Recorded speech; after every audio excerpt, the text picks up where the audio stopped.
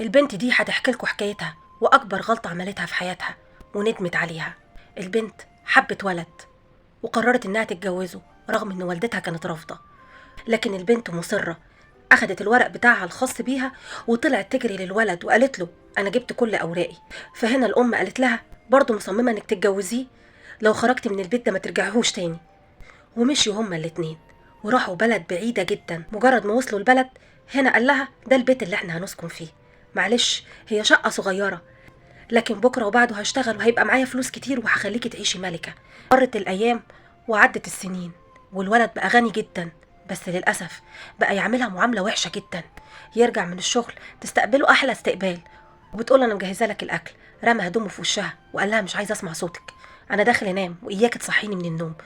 وبقى يعملها كأنها شغالة في البيت، لغاية لما في يوم من الأيام نزلت تشتري شوية طلبات ورجعت سمعت جوزها بيكلم واحد صاحبه في التليفون وبيقول له أنا أكبر غلطة عملتها في حياتي إني اتجوزت الشخصية دي، أنا ما بقتش طايقة أشوفها في البيت ولا عايزة أسمع صوتها. خرج من الحمام لقاها واقفة، هنا اتصدم وقفل مع صاحبه. فقالت له بعد كل التضحية واللي عملته علشانك في النهاية جاي تقول كده؟ قال لها طالما سمعت المكالمة فدي حقيقة، لو عايزه تطلقي انا ما عنديش مشكله اطلقك وبكره اتجوز واحده احسن منك، انت هنا قاعده في البيت ملكيش اي قيمه ولا ليكي اي لزوم. فهنا البنت فكرت شويه وقالت ان ده اختيارها ولازم تتحمل مسؤوليه اختيارها ولازم تثبت للكل انها قويه وانها شاطره. قررت انها تنزل تشتغل وتثبت نفسها، وفعلا لقت وظيفه واهتمت بوظيفتها وبقت حاجه كويسه علشان محدش يتحكم فيها. في يوم من الأيام كانت راجعة من الشغل، جوزها كان موجود. قال لها لسه اللي فاكرة بيتك؟ من النهاردة ما تروحيش الشغل تاني.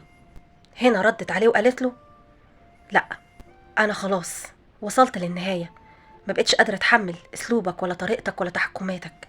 أنا مش هسيب شغلي ودلوقتي أقدر أصرف على نفسي وأقدر أعمل كل اللي نفسي فيه، فمن فضلك تطلقني بهدوء. قال لها أطلقك؟ إزاي؟ أنا ما أقدرش أعيش من غيرك. قالت له دلوقتي ما تقدرش تعيش من غيري، بس أنا خلاص ما بقتش قادرة أتحمل العيشة معاك. وصممت على الطلاق.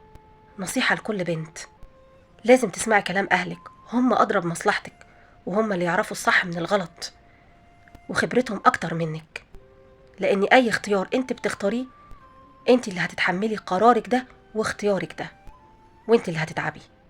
لو متفقين معايا في الرأي صلوا على النبي في التعليقات.